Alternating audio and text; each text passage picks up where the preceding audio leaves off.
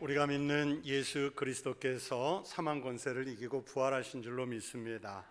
예수님 부활하신 것을 뒤따라 우리도 부활의 감동이 있을 줄로 믿습니다. 부활의 이 기쁨과 축복이 우리 성도들과 함께 하시길 축원합니다. 여러분, 이 부활 역사적으로 정말 엄청난 소식이지요. 창세기에 보면 무드셀라의 아버지인 에녹이 하나님과 동행을 하다가 하나님께서 그를 하늘로 직접 데리고 가셔서 세상에 있지 않다 하는 기사가 있고요. 또 열왕기 하에는 엘리야 선지자가 불말들이 이끄는 불수레를 타고 하늘로 승천했다 하는 기사가 있습니다. 자연스럽게 죽어야 할 육체가 죽지 않고 승천했다 하는 것도 이건 놀라운 소식이죠. 또 죽은 사람이 다시 살아났다 하는 기사는 여러분, 성경 속에서 예수님이 처음은 아닙니다.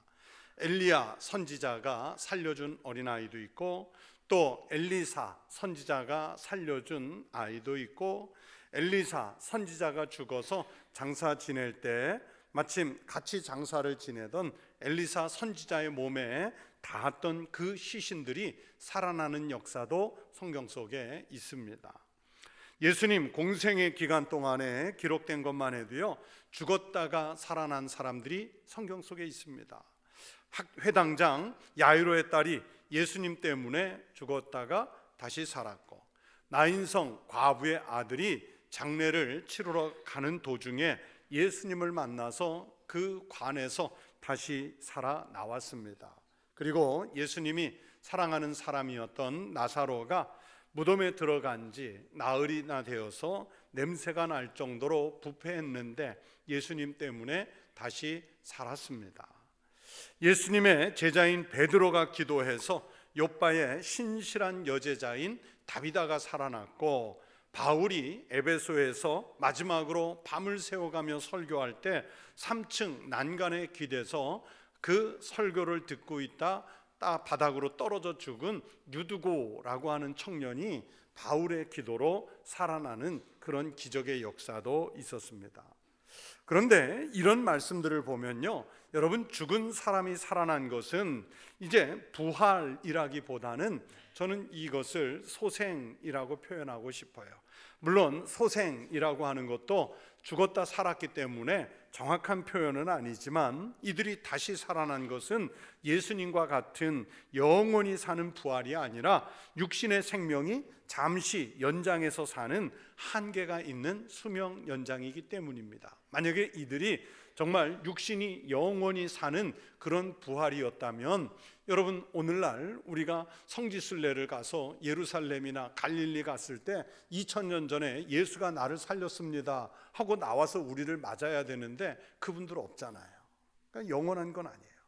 우리가 믿음으로 말하는 진정한 부활은 완전히 다시 살고 다시 죽지 않고 주님 나라에서 영원히 사는 영생을 의미합니다. 예수님께서 그것을 먼저 보여주신 거예요. 그래서 바울은 고린도전서 15장에서 그것을 잠자는 자들의 첫 열매라고 표현을 했습니다. 여러분, 첫 열매라는 것은 두 번째, 세 번째, 그리고 그 다음 열매가 계속 있다는 뜻이고, 그 다음 열매는 바로 부활을 믿는 성도들이 주님처럼 부활을 해서 하나님 나라에 있게 된다는 뜻입니다. 하지만 사람들은 이 부활의 소식을 자기들이 믿기 어렵다는 이유로 믿지를 않아요. 여러분은 다 부활을 믿는지요? 심지어 부활을 조롱도 합니다. 사도 바울이 그리스 아테네의 아레오바고에서 부활에 대해서 설교를 했더니요, 설교를 듣던 그리스 철학자들은 냉소적인 반응을 보입니다. 그들이 죽은 자의 부활을 듣고 어떤 사람은 조롱도 하고, 또 초대교회는 부활 공동체라고 말할 수도 있는데, 여러분, 교회 안에 있던 교인들 중에도 부활을 믿지 못해서 적극적으로 그 부활을 부정하는 사람들이 있었어요. 여러분, 우리가 지금 수백 명이 앉아 함께 이 예배를 드리고 있지만 전원이 다 부활을 믿는 거 아니잖아요. 그런 것과 똑같아요. 그리스도께서 죽은 자 가운데서 다시 살아나셨다 전파되었거늘 너희 중에서 즉 교인들 중에서도 어떤 사람들은 어찌하여 죽은 자 가운데서 부활이 없다 하느냐, 그러면서 바울이 부활을 부정하는 교인들을 책망하는 말씀이 성경에 있어요. 여러분, 부활, 이거 참 믿기 어려운 소식이죠. 인간의 합리적인 이성으로는 불가능한 일입니다. 특별히 그리스도 예수를 부인하는 사람들에게는 이 부활이 있어서는 안 될 일이에요. 더구나 사망 권세를 손에 쥐고 있는 마귀 사탄에게는 일어나서는 안 될 일이었습니다. 감추고 싶은 일입니다. 그래서 예수님을 십자가에 못 박은 세력들은 예수님이 부활했다는 소식을 감추기 위해서 예수님을 십자가에 죽인 다음 절차로 이 부활의 소식을 막는 일, 차단하는 일부터 하지 않습니까? 오늘 본문 말씀을 보기 전에 먼저 본문 앞에 내용들을 보셔야 합니다. 예수님이 십자가에서 죽으신 다음 아리마대 사람 요셉의 무덤에 안장이 됐습니다. 여러분, 이스라엘의 무덤은요, 우리나라처럼 땅을 파가지고 땅 밑으로 관을 내려놓는 그런 방식이 아니라 이스라엘 지형은 워낙 석회암 구성이 많아가지고 그 석회굴이 많아요. 그래서 그 굴 속을 이용한 매장 방식입니다. 그 60절에 그 형태, 장례 형태에 대해서 이렇게 설명하죠. 바위 속에 판 자기 새 무덤에 넣어두고 큰 돌을 굴려 무덤 문에 놓고 가니. 이처럼 무덤 안으로 사람들이 드나들 수 있는 돌문이 있는 그런 굴을 사용해요. 나중에 이스라엘에 가시면 이런 굴을 한번 들어가 보세요. 대부분 가족묘 형태이기 때문에 아리마대 사람 요셉도 자기 가족들을 위해서 아마 새 묘를 미리 준비해 두었던 모양입니다. 요셉은 예수님의 시신을 수습한 후에 깨끗한 세마포로 싸서 새로 판 무덤에 예수님을 안치했습니다. 이 일련의 장례 과정을 오늘 본문 바로 앞에 보시면 예수님을 늘 따르던 막달라 마리아와 다른 마리아가 지켜보고 있었다. 성경이 그렇게 기록했지요. 그리고 이제 본문에 이르러서 보면 예수님을 십자가에 못 박은 세력들이 모여서 새로운 대책을 논의합니다. 대제사장들, 바리새인들이 함께 로마 총독 빌라도를 찾아왔습니다. 그리고 하는 말이, 주여, 저 속이던 자가 살아있을 때에 말하되 내가 사흘 후에 살아나리라 한 것을 우리가 기억하노니, 그러므로 명령하여 그 무덤을 사흘까지 굳게 지키게 하소서. 그의 제자들이 와서 시체를 도둑질하여 가고 백성에게 말하되 그가 죽은 자 가운데서 살아났다 하면 후의 속임이 전보다 더 클까 하나이다 하니. 유대인 지도자들의 이런 건의에 대해서 빌라도 총독이 내리는 조치를 보십시오. 빌라도가 이르되 너희에게 경비병이 있으니 가서 힘대로 굳게 지키라 하거늘. 그들의 건의대로 예수님 시신을 잘 지키라고 하는, 무덤을 잘 지키라고 하는 명령을 내립니다. 이 명령은 여러분, 로마 제국 식민지 내에서는요 가장 강한 힘을 가진 로마 제국 총독의 명령입니다. 이게 함부로 변경할 수 없는 매우 엄중한 명령입니다. 이 명령을 받은 후속 조치가 신속하게 이루어지죠. 그들이 경비병과 함께 가서 돌을 임봉하고 무덤을 굳게 지키니라. 나름 이렇게 완벽한 조치를 취했다고 하지만 여러분, 현실은 어떻습니까? 예수님께서 그들이 지켜보는 속에서 부활하신 거예요. 어떻게 이런 일이 일어날 수 있습니까? 예수님을 십자가에 못 박은 세력들은 주님이 부활했다는 소식을 어떻게든 막아야 했습니다. 부정해야 했습니다. 이것이 2000년 전에 그 사람들일 뿐만 아니라 지금도요, 역사 속에서 주님의 부활을 받아들이지 못하는 사람들도 여전히 같은 생각입니다. 그래서 주님의 부활을 믿고 싶지 않은 사람들은요, 지난 2000년 동안 예수님이 부활하지 않았다 하는 여러 가지 억지 가설을 밝혀서 부활을 부정하려고 했습니다. 지난 2000년 동안 나온 여러 가지 가설들을 몇 가지로 정리하면 이렇습니다. 첫째, 성경 속의 이 여인들이 엉뚱한 무덤을 찾아갔다는 거예요. 예수님이 들어있는 무덤이 아닌 잘못된 빈 무덤을 찾아갔다는 거예요. 이 사랑하는 예수님을 잃은 여인들은 지금 슬픔 때문에 아직 정신이 없는 상태였고, 또 예수님의 무덤을 찾아간 시간이 깜깜한 새벽이어서 길이 온전하게 보이지 않는 상태였기 때문에 무덤을 잘못 찾아갔다는 거예요. 그러나 여러분, 성경 곳곳에 보면 그 기록들이 그때는 완전히 깜깜한 밤이 아니에요. 요한복음 20장 1절에 아직 어두울 때에 라는 말씀이 있지만 새벽 시간인 것을 알 수 있습니다. 오늘 본문 바로 뒤에 28장 1절과 누가복음 24장 1절에서는 새벽에 라고 그 시간을 밝혔고, 마가복음 16장 2절에서는 해돋을 때에 라고 해서 그 시간대가 이제 사람들이 움직이기 시작하는 그런 이른 새벽이라는 것을 알 수 있습니다. 그리고 여러분, 시간은 그렇다고 쳐도요, 단순하게 생각해서 여러분, 이 여러 명의 여자가 바보는 아니지 않습니까? 그렇잖아요. 어제 낮에 봤던 것을 새벽이라고 해서 길을 잃고 헤맸겠습니까? 이 여인들은 예수님의 장례를 끝까지 지켜봤고, 또 그뿐만 아니라 아리마대 사람 요셉과 니고데모 등도 그 장례의 진실한 목격자들이잖아요. 마가복음, 누가복음에 봐도요, 새벽에 살로메와 요한나와 또 다른 여자들이 주님의 무덤을 찾아왔다 그랬습니다. 여러분, 이 중 어느 한 사람이 길을 잘못 기억하면 다른 사람이 기억을 회복하도록 도왔을 것 아닙니까? 틀린 길을 가지는 않았을 거예요. 이 여인들이 무덤을 잘못 찾아왔다 해도 낮 시간에 나중에 확인하기 위해서 달려왔던 베드로와 요한도 똑같은 실수를 했을까요? 둘째, 예수님이 돌아가신 것이 아니라 잠시 무덤 속에서 기절하셨다는 주장도 있습니다. 여러분, 십자가에서 죽은 상태가 아니라 의식을 잃은 상태에서 사람들이 죽은 줄로 잘못 알고 예수의 장례를 치러버렸다는 거예요. 여러분, 이것만큼 왜곡된 설도 없을 겁니다. 마가복음 15장 44절 45절을 보시면 총독 빌라도가 예수님이 벌써 죽었을까 하고 이상하게 생각해서 사형 집행관이었던 백부장을 불러 확인하죠. 요즘은 사람이 죽으면 의사가 사망 선언을 하는 것처럼 그 사형 집행관이 선언을 하는 거예요. 그리고 백부장은 사망을 확인해 주었습니다. 그래서 빌라도는 요셉에게 시신을 가져가라고 허락해 준 거예요. 여러분, 그 당시의 법으로 십자가에서 처형된 죄수들은 완전히 죽기 전에는 십자가에서 내리지는 않습니다. 죽음을 확인하기 위해서 그래서 창으로 찔러보기까지 합니다.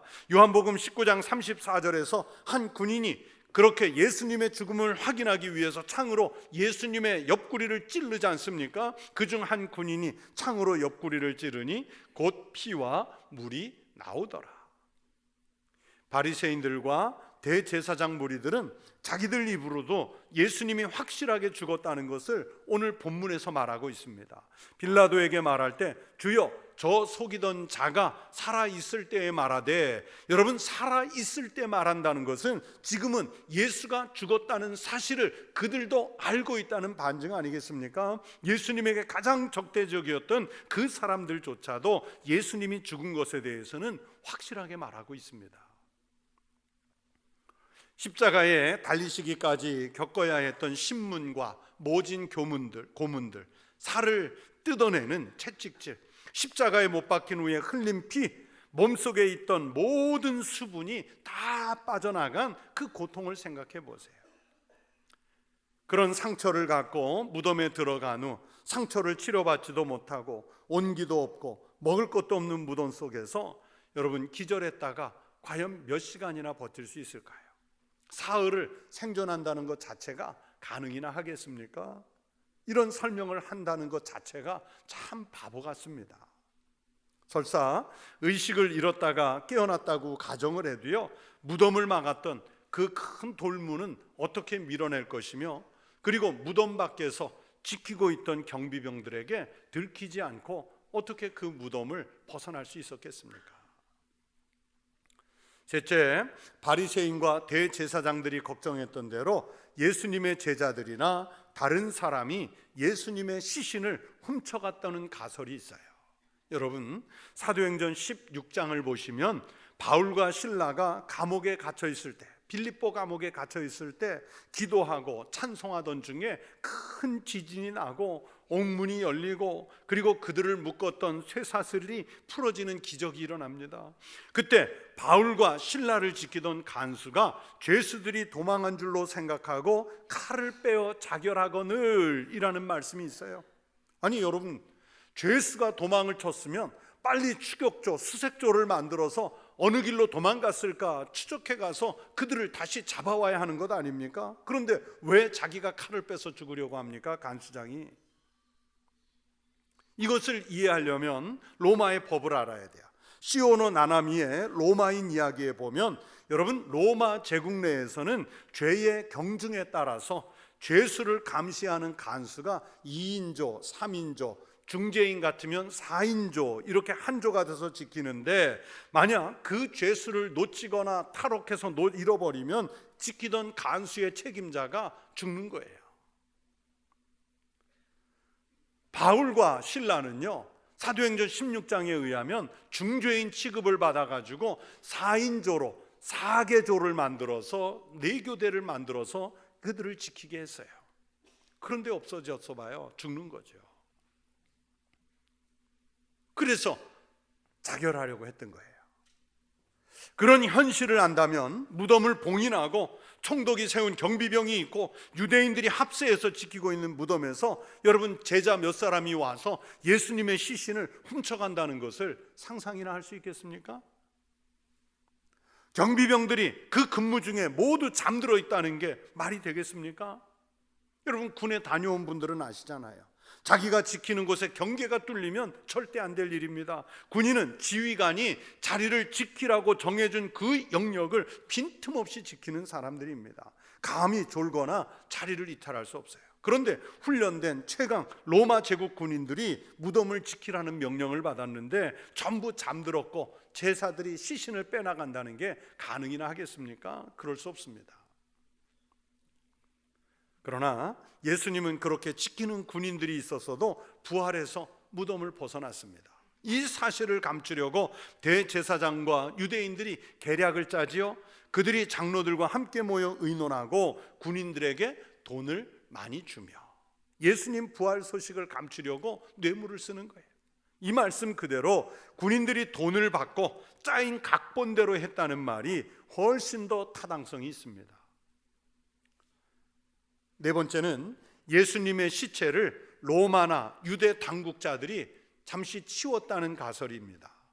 충분히 그럴 만한 동기가 있죠. 혹시라도 예수님이 자기네들이 말하는 대로 죽은 지 사흘 만에 다시 살아나겠다 하는 말을 기억해 두었다가 그런 일을 방지하는 차원에서 아예 자기들이 먼저 나서서 예방 조치 차원에서 시신을 치우는 거예요. 그러나 이 추측은 가장 타당성이 없습니다. 그들이 그렇게 예수님의 시신을 만약에 치워놓았다면 예수님의 부활 소식이 예루살렘을 중심으로 일파만파 막 퍼져나갈 때 그 사람들이 제일 먼저 할 수 있는 일은 자기네들이 보관하고 있던 시신을 꺼내서 보여주면 되잖아요. 무슨 소리냐? 예수의 시신은 우리가 보관하고 있다. 거짓말하지 마라. 오히려 그렇게 큰 소리 치면서 그리스도인들의 거짓을 들통나게 하면 그렇게 염려하던 예수의 세력이 일거에 사라지는 그런 효과가 있을 것 아니겠습니까? 그런데 그렇게 하지 못했어요. 왜요? 그들은 시신을 가지고 있지 않았기 때문입니다. 여러분, 예수님을 죽인 바리새인들, 대제사장들을 비롯한 유대인들이나 로마 총독 측에서는 어떻게 하든지 예수님이 부활하셨다는 소식을 막아야 했습니다. 유대인들은요, 유대교의 정통성이 무너지고 사람들이 예수님을 따르는 사람들로 개종하는 게 이게 유대교 측에서는 제일 두려운 소식이에요. 빌라도를 비롯한 로마는 백성들이 결집해서 예수 중심으로 밀란이 일어나는 것을 제일 두려워했습니다. 그래서 어떻게 하든지 예수님이 부활하셨다는 소식이 더 퍼지지 않도록 막아야 했어요. 막으려다 보니 여러 가지 핑계거리를 만들 수밖에 없었습니다. 그러나 막으려고 하면 할수록 예수님이 부활하신 것을 더욱 도드라지게 증명할 뿐입니다. 여러분, 이 우리가 믿는 신앙이라고 하는 것이 참 묘해서요, 믿으려고 작심을 하면 성경의 모든 말씀이 다 믿어지는 거예요. 여러분 보세요. 창세기 1장 1절 태초에 하나님이 천지를 창조하시니라. 그 짧은 말씀 한마디에 하나님의 천지 창조의 역사가 다 들어있는데 그 말씀 하나로 갖고 우리가 하나님이 천지를 창조하셨다는 걸 믿잖아요. 뭐 과학적으로 구구절절하게 막 길게 설명해야 믿는 게 아니에요. 그러나 여러분 믿지 않기로 작정하면요, 눈앞에서 어떤 초자연적인 초월적인 기적이 눈앞에서 벌어져도요 이게 믿어지지 않아요. 여러분 부활을 믿지 않기로 작정한 사람들은 가진 가설 핑계거리를 빌미로 부활을 받아들이지 않죠. 그러나 부활을 믿기로 작정하면 성경의 증언이 지금의 2분의 1, 3분의 1 수준으로 줄어들어도 아니 단 한 문장만 예수께서 부활하셨다 이 말씀만 있어도요 믿음이 있는 사람들은 그것만으로 충분히 믿어지는 거예요. 20세기 최고의 설교가라고 하는 존 스타트 목사님은 기독교의 기본 진리라는 책에서 예수님의 부활에 대해서 이렇게 설명을 했습니다. 우리의 주장은 그의 부활이 신성을 입증하는 것이 아니라 그것이 그의 신성에 부합한다는 것이다. 초자연적인 인물은 초자연적인 방법으로 세상에 오고 또 가는 것이 합당하다. 사실 이것이 신약 성경이 가르치고 교회가 믿는 것이다. 무슨 뜻인지 아시겠습니까? 여러분 부활이 예수님의 신성을 증거하는 것이 아니라 예수님 자체가 하나님 신성이시기 때문에 부활하신다는 거예요. 이 존 스타트 목사님의 말씀이 맞습니다. 존 스타트 목사님은 이런 얘기도 했습니다. 예수님의 출생은 자연적이었지만 잉태는 초자연적이었다는 것입니다. 그분의 죽음은 자연적이었지만 부활은 초자연적이었다는 것입니다. 이런 예수님의 잉태와 부활은 예수님의 신성을 증명하기 위한 기적이 아니라 그렇게 하시는 것이 바로 예수님의 신성에 맞는 길이라는 거예요. 또 다른 곳에서 존 스타트 목사님은 예수님의 부활 증거에 대해서 19세기 말 20세기 초에 영국에서 가장 유명한 대법관 중에 한 사람이었던 클라크 경이라는 이 대법관이 메카시라는 목사님에게 보낸 편지를 인용을 한 것이 있습니다.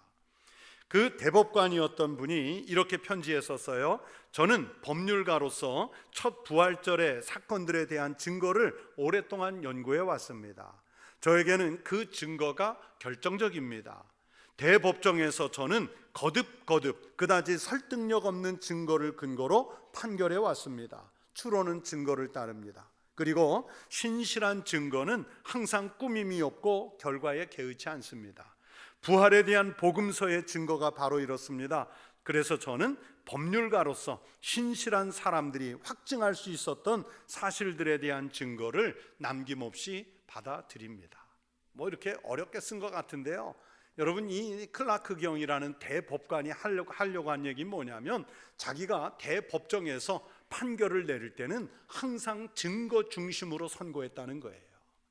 비록 좀 신빙성이 떨어지는 것이라 할지라도 증거가 있으면 그 증거를 가지고 판결을 내렸는데 예수님의 부활은 성경 속에서 증거가 넘치고 증인들이 차고 넘친다는 거예요. 그러니 어떻게 부활을 부인할 수 있냐는 거예요. 사랑하는 성도 여러분, 이렇게 부활은 감추어지지 않아요. 아니 오히려 감추려고 하면 할수록 더욱 선명하게 드러날 수밖에 없습니다. 그것이 진리이고 그것이 진실이기 때문입니다. 토마스 아놀드라는 분은 부활은 역사상 가장 잘 증명된 사실이라고 말했습니다. 여러분 부활은 제자들이 본 환상도 아니고 극적인 요소를 만들어내기 위해 성경이 꾸며낸 이야기도 아닙니다. 몇 사람의 신앙 고백 속에서나 존재하는 교리적인 문제도 아닙니다. 부활은 생존의 문제를 넘어서 사망을 정복하는 일이며 영원한 생명과 직결되는 문제입니다. 이미 일어난 일을 일어나지 않았다고 부정하는 것은 이건 어리석은 일이에요. 논리적으로, 이성적으로, 합리적으로 내 수준에서 이 부활이 납득이 되지 않는다고 해서 여러분 우리 기독교 신앙에서 부활을 뺀 채로 믿는다면 그 믿음은 헛믿음이에요. 여러분, 이 자리에 여러분이 예배 드린다고 나와서 수십 년 앉아 있어도요, 수백 번, 수천 번 예배를 드렸어도 이 부활이 빠진 채로 드리는 예배면 여러분, 그 믿음은 헛믿음이에요. 하나님이 내 수준에서 일하시고 역사하시는 분이라면 여러분, 그 하나님 참 수준 낮은 하나님입니다. 하나님이 될 수 없습니다. 오히려 나와 같은 죄인을 구원하시기 위해서 이 땅에 몸을 입고 오시고 십자가에서 내 죄를 속량해 주시고 우리에게 부활을 주시기 위해서 주님이 먼저 잠자는 자들의 첫 열매가 되어 주시는 그 정도 신은, 부활하는 그런 신은 되어야 우리가 믿을 만한 하나님 되시는 것 아니겠습니까? 사랑하는 성도 여러분, 부활을 믿고 부활을 감추지 말고 드러내고 사는 성도들이 되시기를 바랍니다. 예수님께서 우리 대신 죽으셨고 부활하셨기에 우리는 죽음을 이기고 부활한 사람들입니다. 죽음을 향해서 그러므로 승리를 선포하십시오. 사망아, 너의 승리가 어디 있느냐?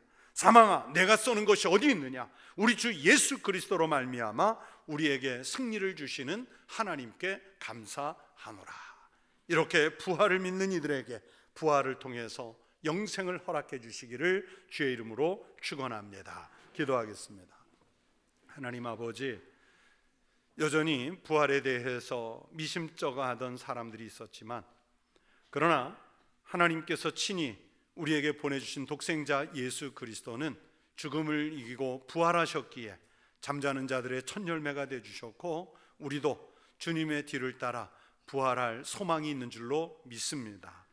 주님, 주님의 제자들이 부활의 증인되고 목격자 되었던 것처럼 우리도 내 삶의 자리에 나아가 가정에서, 일터에서, 세상 이웃들 속에서 부활의 증인이요 목격자로 살게 하여 주시옵소서.